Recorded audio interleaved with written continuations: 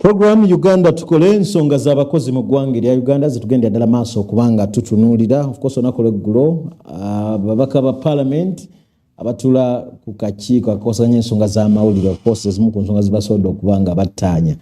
Katandike ne MTN Uganda butereevu nga bali ne Altex East Africa wamu ne Zaabu abagamba my money my future bakyali mu kaweefube okulaba nti baleeta enkulaakulana. MTN Uganda butereevu nga bali ne Altex East Africa wamu ne Zaabu abagamba my money my future. Osobola okubeegattako nga okwata essimu yo onyige *292# butereevu ojja kuba ofuna kye tuyise notification ekakasa nti weegase ku MTN Uganda butereevu nga bali powered by Altex East Africa ne Zaabu kubeerera ku ssaawa ziba 2 ne dakiika 15 paka ssaawa 9 ne dakiika 15.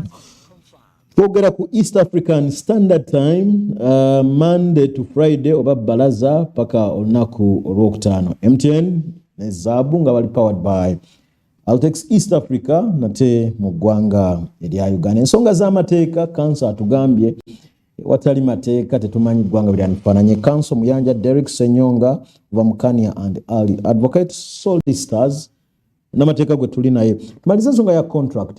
So tutandise wakati tewali kye twalagaana naye pate emwe yagala kujjawo ndagaano babuli omu yagala kutaminatinga contract gye tuba twakoze awo tukwasaganyizaawo tutya tuyoke tuyingire ensonga zisomozo. Kijja kigendamu nnyo kubanga kye kitusasuza ate ow'amagezi amangi naye munajjayo mu office naye ekiriwo part 6 of the Employment Act as enacted in 2006 eyogera ku both oral and written contracts. So you can sometimes enforce on an oral contract nga bwe nkugambye premised on the evidential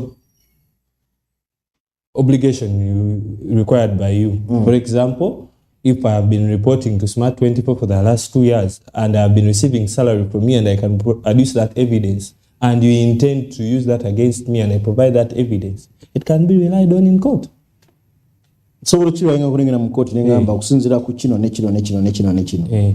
Pozzi ne kiri ekirala kye wagambye ebadde informal ogifuula formal si kyabuwaze wabula nga bwe nakugambye nti ebeera ya side bbiri mukkaanya ne muaguringa terms kubanga terms mba muzitambuliddeko temporary ng'oyagala zifuula formal. I believe ezo terms bazimanyikiddwa nga musobola ozikkaanyaako ng'abantu ne mweyongerayo n'emirimu gyammwe nga bwe musanze. Naye ensonga ki zino ziri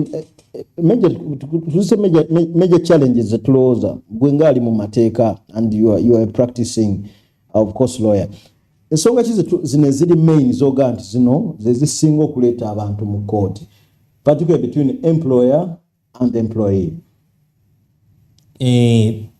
Sexual harassment naddala ku bakyala baganda baffe abo abakyala babayisa bubi nnyo ddala mirimu okutandikira ddala omulaba nga azze awo buli muntu n'agamba okay ne batandika okwagala omukwana. Imagine ali ku mulimu, somebody shows up to do their job but the fellow employees, both the boss and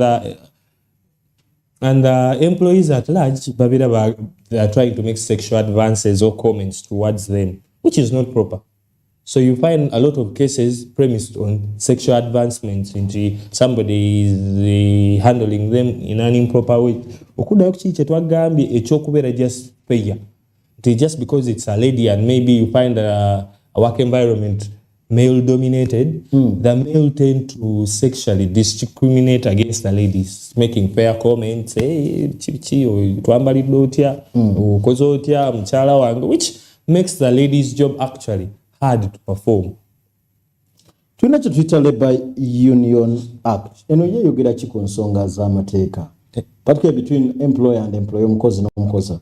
Tugera ku Labour Union Act. Labour Union Act ngenda gireetamu eno perspective nti eyamba abakozesa okwegattira awamu. Ndowooza example gye ngenda obbawa Labour Union Act kyezituyamba program gye nasanzeko before mibadde boogera ku kitongole ekigatta aba clearing and forwarders. We all know the famous UNATO esobola oyisa sit down strike. So Labour Unions Act eyo kyetuyamba, it has enabled employees oba abakozi bebakozesa okwegatta awamu nti for example let's say if you are journalists by Uganda Journalism Association, yes, nti it cuts across different employers. if all other employers are treating their employees in a certain way, those employees can copy what is being done as an industrial practice and bring it to this employer at a meeting a standard. Ate ekibawo kibayita collective bargain. For example, let's say if one school is mistreating its teachers and UNATU comes in, the weight it will have, it will not only be for that one school, but it will be for the entire organization. So entire organization, every country, so chibawe doboze eryomugundu eriteese eri ababakozesa. So your Labor Unions Act tuyamanyi mu eri tuluba. Ate tuna kyetuyita Labor Settlement Act. Ene yawukana etya Labor Settlement Act yo eyawukana etya ne Labor Union Act Council. Labor Unions Act ekwataganya ddala n'abakozi okwegatta wamu okufuna ekiruubirirwa ekyawamu. What we should say collectivization of all employees in a certain kind of field. For example, let's say as lawyers, we have Uganda Law Society, Uganda Journalism Association, Uganda Teachers Association. So as professionals of a particular category, you come together to find that your profession gives you a certain standard that is up to code. Obanti, mufuna mwenache mwandisanide, nti engineers afune ne engineer weli side zafuna mwenanga bakola omulimu ki ogumu. Kati bwe tutuuka ku Labor Dispute Arbitration and Settlements Act. This one comes in mu mbeera awatali kutegeeragana wakati w'omukozi n'omukozesa. Guno gulinga omuwaatu ogwateerwawo nti gwe bakozesa bw'oba otulunyonyeziddwa oyita miwaatwa ki. Ate mba mufunye obutakkaanya gwe omukozi n'omukozesa. Era eno etteeka lyerimu liteekawo embeera bwe musobola okuteesa emutuuka ku nzikiriziganya y'ensonga lwaki owulira arbitration okuteesaganya settlement okutuuka ku nzirikanya. Okay. Kale program Uganda tukole ensonga z'amateeka of course zetugenda ddala maaso okubanga tutunulya mu ggwanga Uganda. Tulina abantu abakolera ebweru. Abo b'amateeka gaboogerako ki? Either it can be in terms of labor externalization tubagenze kukolera bweru oba akolera mu nsi z'ebweru naye ng'abeera mu ggwanga ddala. Amateeka googera ki ku bantu abali mu ttuluba gy'emirimu ebifaanana bwe gityo? First and foremost, era amateeka agaabagibwa mu 2006 era gaakirowoozaako ekyo. Kati bw'otunuulira nga bano abantu be batwala ebweru, amateeka gaateekawo ettuluba nti gwa mutwala omututta otya. Era mulimu ne clauses nga zolaba mu Employment Act eza repatriation nti tekikola ku Munnayuganda gwe bajja wano twala ebweru, wabula kikola ne kuki gwe bajja ebweru oleeta wano Uganda, kubanga it's vice versa. Oba otunulira ku bantu abakolera ebweru totunulira be batutte butwazi bweru, wabula otunulira ne be bajja ebweru oleeta wano.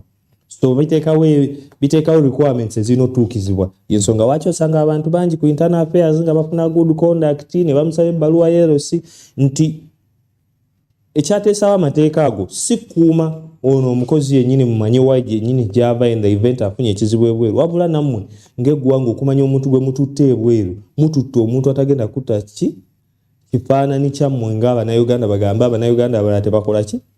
Tebagenda bweru nti babbi, God forbid. So amateeka bwe batugatunulira mulimu kye bayita repatriation. Repatriation. Yes, repatriation. Nti bw'oba oleese omuntu okukolera, ate repatriation ekola even within, bwe nkujja e Kampala okukolera eggulu, kinkakatako bwe mba maze contract oba nga nkugobye okuzaayo e Kampala, kubanga nakujja Kampala. So n'abantu abali ebweru, we should look more into the contracts they sign. Do they have that repatriation clause?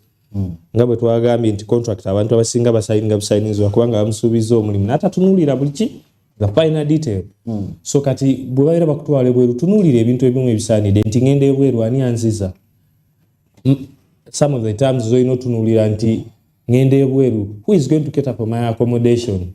On what terms? What job am I going to do? Bakujja wano sayiniza contract ya cleaning n'otuuka eri ate ne bakukula maid, but just because you don't have a choice then you stay in a job that you are not meant to do.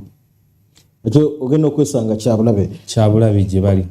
Oli waba ali mu buzibu yeetaaga maybe sijagamba on the legal advice, ayinza kuyita mu mitendera ki okusobola okulaba ng'afuna kye tuyise bwenkanya? Tugera ku employee either ali mistreated oba bamugobye oba talina contract depending naye nga yeetaaga obuyambi. Legally, the primary law governing employment or the worker-employee relationship in Uganda is the Employment Act. Ekyo bakirowoozako mu section 10 ne batondawo omuntu gwe bayita naddala section 10 generally part 3 of the Employment Act ne batondawo omuntu gwe bayita labor officer. Labor officer alina emirimu mingi. Ekisooka bwatuuka bw'oba oyisibwa bubi ku mulimu fine oyinza okuba toyagala kugoberwa naye nga for example let's say you are casual laborers, they have a helmet, you're working in a hazardous environment. Labor officer, I know obligation yokujja nakebera. Are you complying with the code required in a certain kind of profession? Bwe batetuukirirwa nakuteekako ne penalties.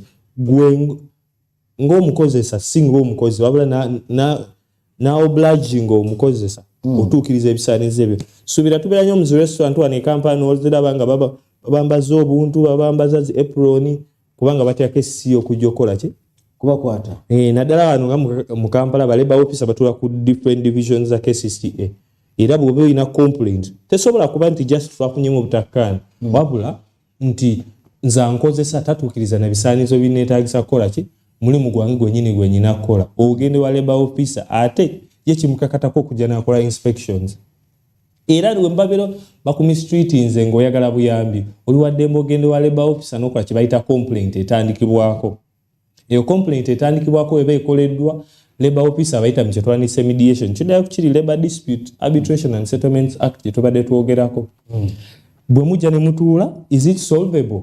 If it is not solvable era amateeka gateekawo muwaatu omulala labor officer oyo akola kivaanisa ebifaalo n'abasindika mu industrial court. Enafu zino industrial court etuulaawo nga ku UNEB Ntinda naye baakola divisions ez'enjawulo mu ggwanga osanga regional ki circuit CM Saka Mubende to cater for the different regions. Tekikola wano Kampala okabula kikola eggwanga lyonna ng'olitwalidde wamu.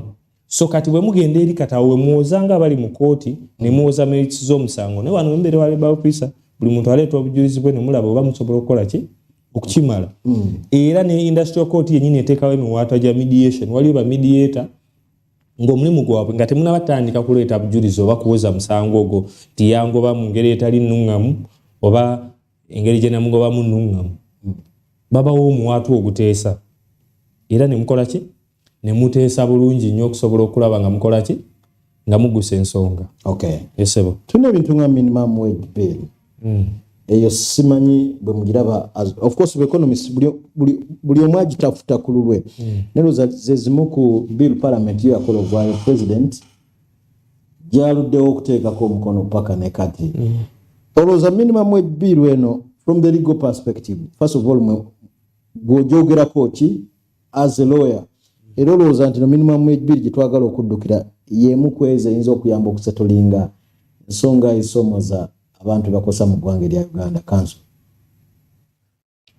Yes, maybe okwogera ku nsonga ya minimum wage bw'oba tunuulidde minimum wage ze sente omuwaatu omutono omukozi gwe yantandise okufuna naye nze ngamba bandyongeddemu ne aspect endala eraga nti work scaling nti tuteekemu scales mu minimum wage eyo tugambe nti bwe babeera balooya balina kufuna sente zitakka wansi bwe ziti kubanga minimum wage oba nagamba nti buli muntu alina okufuna obutakka wansi wa mitwalo 18 nga bamukozesa ate kiminzi naawe omukozesa gwe badde bawa $2 million bajja sinzira ku minimum wage ya mitwalo 18 bagambe kasatu kuwa emitwalo 2 minimum wage y'okukozesa yameka.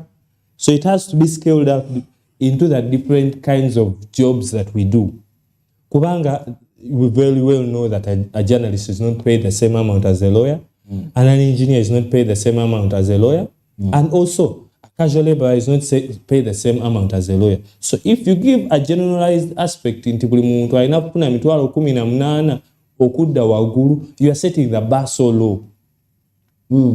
However, ate nga bw'oba ogamba emitwalo 18 okudda waggulu kiyamba ono casual laborer let's say a maid gwe badde bawa emitwalo 7. So as they are passing the bill should not be generalized. It should be scaled out to put into factors that we all do different jobs and we also have what? Different job requirements and qualifications. So you can't find somebody with primary level studies adding mitwalo 18 let's say osange n'omuntu wa degree mbamuwe mitwalo 18 osange n'omuntu wa certificate bamuwe mitwalo 18. So different aspects as we are looking at this bill should be put into consideration. But unuulire level of education, expertise, obusobozi bw'omuntu n'obukugu bw'alina. Waliwo abantu nga teyasoma nnyo naye ng'akoledde mulimu emyaka 2 era okuva we yatandika akolera emitwalo 2, so something like that. Obukugu butunulwemu, obukugu bwe bumala otunulwamu, tutunulire neki n'emirimu egikolebwa kubanga gyanjawulo. So kati bwe tutunulira ebyo ne tubikubamu tooki bulungi, osobola okwesanga minimum wage biiru eyo egaziyiziddwa bulungi okufa ku buli muntu mu ttuluba erirye. So abasinga batunulira motivation ku ludda lwa salary. Apart from salary, waliwo amakubo amalala ge tuyinza legally ge tusobola okureinforcinga abakozi. Kati awo nja kutunuza ku part 5 sections okuva ku 5 mpaka ku 6 eza Employment Act kubanga lyo mateeka amakulu agavuga abakozi. Nti mulimu ebintu bye tulina otutunulira nga weekly rest, essaawa ezikolebwa, maternity leave, annual leave. Kati ebyo ebintu biba bitunuddwamu ne allowances. Omukozi naye tolaba nk'abakozi, for example, of recent in the recent times twakitunulamu awo nga bagamba certain category of people preferred working for URA because of not of the salary they were being paid, but the allowances they were getting. They were assured of lunch, they were assured of bonuses over time. So even their bosses asked, why does everybody prefer to be sent to a certain institution? So omukozi ne environment yomuterawo, you find some offices in an employee works from 7 to 6, but they can't even give them simple lunch. So you wonder, even the person is not motivated to show up the following day for work. But if certain nitty-gritties are looked into, you find certain companies even give them branded caps, branded shirts to feel that they actually belong to the institution they are working for. There are Christmas parties where people are given Christmas parties. At the end of the year, some people are even looking forward to the Christmas party from January. Just because of that incentive. Nachimanyanti, I'm working, na Christmas party afe. A Christmas party. For example, let's say we're handling the issue of maternity leave, and you find that the bosses prepare a welcome party for somebody who had gone on maternity leave. Trust me, that person will wake up the following day amplified and exhilarated to show up for work. But you find a scenario whereby somebody is not even given a simple glass of water and they're an employee, and somebody expects them to perform to their highest standard. That person will not give it their whole. You find that in recent times, you find companies contributing for barriers where somebody has lost somebody. It's not out of their forte, but they're trying to show togetherness. So basically, irrespective of the salary, inculcate an openness amidst the employees and the employer to create that relationship, that it's not only contractual, however, it goes beyond to the intricate understandings of the individuals as a whole. You're my boss, but I know my boss, okay, fine, his kids go to Lohana, yes, my kids go to Kaboja. Yeah, sometimes we even meet over the weekend and have team building exercises. You find institutions, fine, everything is okay, nobody has filed a suit against them, but they can never sit down and have a 1-minute talk. Imagine a whole office, everybody knows when you're going to the HR, take your performance appraisal, get out and leave. If you're going to the boss, submit your report, get out and leave. And they do not know. Imagine working with a fellow colleague for over a year and you don't even know whether they have one kid. Or you don't know how they're going or how they're doing. Do you know that sometimes certain things are taken for granted, but a simple good morning, how was your weekend, goes a long way in employment. Some of the things we overlook actually shape and build the employee-employer relationship. Okay. Things are handling at distributes. Makubo chike tuyinza okuyita mu handling at distributes. Of course, between the employer and the employee. First and foremost. No mkosa. First and foremost, nga tunamana tunulira outside the employment perspective of its own, tunulira the institution as an institution. You know, some institutions have what they call a grapevine policy. We are all as one. An open door policy. You show up, you go to the HR or you can go to the boss and raise your complaint. So it starts with the institution itself. Can you go to your boss if somebody is mistreating you at work or sexually harassing you, and that problem is solved? Because which means it starts with the employer himself. Mutekawo kye employee manual, or HR manual, setting up certain internal measures that can solve a dispute when it arises. Nemutekawo committees who can hear a complaint between two employees or the employee and the employer, and it is solved on an amicable relations. You know, the problem comes in with the internal solving, whereby once a person raises an issue of concern, everybody is going to say, so and so reported me. So mwetagamu aspect ya confidentiality obokuuma ekyama nenge ensonga mukoze ki muzisortinze kubanga ebiseera ebisinga ensonga ezo obutasortingibwa munda kyekizireetera okujja eno ne muteekamu balooya ne mugenda wa Labour officer ne mukola n'ebisigadde. So okusinziira ku eri ebbeetu.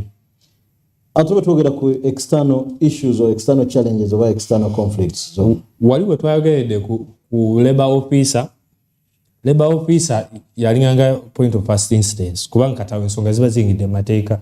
Amateeka ga 2 gateekawo omuntu atandikibwako wa first instance gy'oloopa ensonga ya employer-employee relation. Ye Labour officer okola complaint wa Labour officer n'abayita okuteesa. Okuteesa okwo bwe kulema, Labour officer n'agamba bano abantu balemeddwa okukkaanya n'abasindika mu industrial court. Katawe ne kiyingira formal court process. Judicial system yayagala okwawula ensonga z'abakozi kunda kubanga nazo nyingi mu tulu ezaalyo ne bagikolera court eyaalyo gye bayita industrial court nga bwe nakunyonnyodde nti erina circuits okwetooloola eggwanga okuwulira ensonga z'abakozi mu ggwanga lyonna. Esebo tulina mediation ndoza nakyera kanzire mu nkiisewo.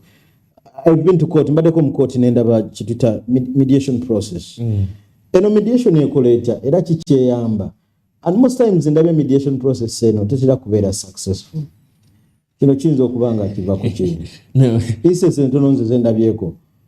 Instances entono zolabyeko. The reason why mediation does not go so well, you see, clients tend to put a certain kind of pressure on mediation. For example, in my own instance, you find clients who put you on pressure and say, counsel, you get anybody abantu batuwe sentence enchiveemu zenjagala sente. But as you're coming to mediation, you see, as you're mediating, if you want it to work out, it's a win-lose policy. When you come to mediation, you're not going to get everything that you expect to get out of what? To get out of mediation, but you will not lose everything. So chicho obononya mu mediation? Mediation obononya kukanya. Era bw'oboogera mediation manya tugenda kukanya. I will not get whatever I want, but I will get some of the things I want, and even the other side will get some of the things they want. It's a win-lose situation. That's how you handle mediation. If you don't handle it like that, it will always not work out. So ogambe buli ayingira waneno omanya olina okubeera nga weeteeseteese okubaako by'ofuna. Yes. Olina okweteekateeka omanye nti ate olina ebyo by'ogenda okuba nga ofiirwa. Yes. Mu mediation okweteekateeka kuli bwe kuti manya obugazi bwaki, obugazi bw'omusango, omanye ebiki by'olina okutuukiriza, omanye ensobi naawe z'olina. Kubanga mu mediation bwe mba nyina ensobi nja kujja ngambe nti fine wangoba nakola ensobi bwe bati naye naye walina ensobi bwe bati ne bwe bati. So mediation metukanya nti olina ensobi n'ekirungi nange nyina ensobi n'ekirungi. Kati okusinziira ku nsobi yange n'ekirungi kyo tukikombayinize tutyo okufivaringa. Naawe ku kibi kyo n'ekirungi kyange tukikombayinize tutyo okukola ki? Okumfivaringa. Ye engeri gye bakwatamu ki? Gye bakwatamu mediation. Ate mediation si yawo mpaka. Abantu abasinga ayinza ogamba ze bankako okugenda mu mediation ntese n'oli omuntu nedda si yampaka. Osobola okugaana n'ogamba kabaguwoze bwe gunansinga kunsinge ne tugenda n'ekyo. Naye ate osobola okugamba manya nti bw'ogaana mediation ebiseera ebisinga omusango gwandiwedde mu ntegeeragana yammwe oba meeting nga 2-3 osobola okwesanga omusango mu industrial court nga gututte emyaka 3 oba even longer depending. Eri abantu gw'osanga ng'omusango gwe gujja omulamuzi lwataliiwo nga si gamba nti oba planning oba omulamuzi wataliiwo oba lwe bandi bawulidde public holiday oba omujulizi n'alwala. So kati ezo factors ozitunula mnolaba ebiseera ebisinga ekyateesawo Labour Dispute Arbitration and Settlements Act of 2006 kuyamba mumukanye ensonga mugimale nga temukoze eki temuze mu kooti. Ate mu kooti kyolina okumanya tewabeerayo musango gumu oba ebiri osobola okwesanga olunaku n'abalamuzi abo basaasira awulize emisango 6. So kati okugonza embeera wakati w'omukozi n'omukozesa ebiseera ebisinga kinyuma nnyo ensonga ne musooka ne mugikkaanyaako nga mmwe ne mumanya tugyegonjolera tusobola ogimaliriza bwetubadde tusobola gimaliriza katugende wa Labour officer tekemu omuntu an independent party atunule mu nsonga bw'agitunulamu eggwa bwe bateggwa katawo mulyoke mugirete ku Merit Industrial Court balyoke babawulirize bagambe nti okusinziira ku bye mukoze oba bye mwogedde kisaliddwawo ekiti awo babawe award. Ate abantu abasinga kye batamanyi bagoba nnyo costs naye ebiseera ebisinga you have to have exceptional circumstances for industrial court okuwa costs. Bajja gamba fine ono yali musobya kuwa emyezi gye 2 ate nga mwali musobola okikanyako wali nekigwerawo nga temugenze mu legal fees. Jukira omusango muguliza okumala emyaka 3 bakigambe bakusasula emyezi gye 2 gyayira ino ku naye nga singa mwali mwakanya wali kyandiwedde nga tutadde mu legal fees obudde bumaze ku kooti obudde bumaze nga munoonya abajulizi na byonna. Programu Uganda Tukole Butereevu ensonga z'amateeka ze zimu ku ezo tusobodde okubanga tutunuulira olunaku lwaleero. My take home nti woba olina ebikusomoza ku nsonga z'amateeka ogaye buli division kubeerako ba Labour office. Yes, ba Labour office. N'abasinga batya bannamateeka. First of all, buli bwe najja mu kooti nina okusasula. Okutambula nzije mu faamu ziba ssente. So naffe olumu tutya charges ezo nitumaliriza nga omusango gwaffe tugwemalidde. Abo tuyinza kuba wala tutya kansonga tumaliriza olunaku olwaleero. Mpozi nga tumaliriza kyenjagala ogamba abantu totyanga munnamateeka kubanga ekitusomesa buweereza kubanga sina nnimiro nti Reading and Avanino, Kali Niwimbanjina, that's a personal basis. I studied to represent people. Every lawyer studied to represent people. Echintu ekitiisa abantu fees ezo ze basaba. Waliwo nafa amateeka agatukugira. Amateeka agatukugira gagamba nti oyino charginga okusinzira for example, si ku muntu nga bwaze bwafaanana abantu batwala kyenkanya mu mateeka okusinzira ku mulimu nga bwe guli. Omuntu azze n'omusango ogwa $5,000,000 amateeka galambika nga bw'alina okukyagingibwa. Kyekiri kye nagambye kye balina oteeka mu minimum wage omuntu azze nga omusango wa kawumbi amateeka galambikibwa n'ebisale byasasula biba byanjawulo. So ebiseera ebisinga oli agenda n'asinzire ku munne alina omusango gwa $1,10,000 nga gugwe gwa $10,000,000 n'agamba nange bajja kunsaba ng'ezooli. Ate n'ensobi endala abantu gye bakola ewa munnamateeka ogendayo olina kizibu. Employment contract emala gana n'olyoko gamba manyi kanso omuyanja kamukubire kasimu atampe ku magezi naye nga wali mu kusayininga contract wamwebalama n'ogamba lawyer agenda kumusaba ssente zaaki n'otamanya nti yandikuwabudde nti kino kibulamu bwe kiti. So relation y'omuntu oba omukozi yenna oba omukozesa ne munnamateeka etandika ng'enkolagano etandika kikuyamba okusinga okujja ng'enkolagano emaze kukola ki kusaawukana n'olyoka onoonya munnamateeka. Tandika naye mutambulire wamu ojja kwesanga n'ebisale bijja beera bitono okweyongerayo. Programu Uganda Tukole Council tusiibule ndooza tuli wano nga tumaliriza basebo ne banyabo neyanze omukisa ogumpeereddwa tuwongere okutambulira mu mateeka bannamateeka temubatya pozi ntumira ne ku bakozi bange abakani and advocates and solicitors mwebale kuweereza ggwanga. Programu Uganda Tukole obutamanya tekikugisaako musango oba oyagala oba toyagala oba wasoma oba tewasoma oba oli muwanvu oli mumpi weetaaga okumanya amateeka kye gagamba osobole okwewala okugwa mu nsobi. Nze Fred Makubya katumulembe tukomawo tugenda kuba tunuulira ebbeeyi y'ebintu nga bwefa mu butale obw'enjawulo n'ensonga ezikwata ku butale.